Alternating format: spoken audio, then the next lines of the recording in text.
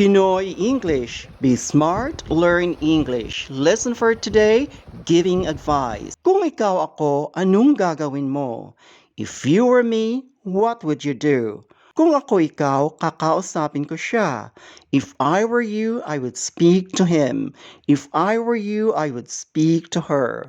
Kung ako ikaw, makipagbati ako sa kanya. If I were you, I would patch things up with him. If I were you, I would patch things up with her. Kung ako ikaw, hihingi ako ng pasensya. If I were you, I would apologize. Kung ako ikaw, magso-sorry ako. If I were you, I would say sorry. Kung ako ikaw, kakalimutan ko siya. If I were you, I would forget him. If I were you, I would forget her. Kung ako ikaw, patatawarin ko siya.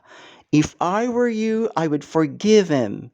If I were you, I would forgive her. Thank you for watching. Please subscribe, follow, comment, and share.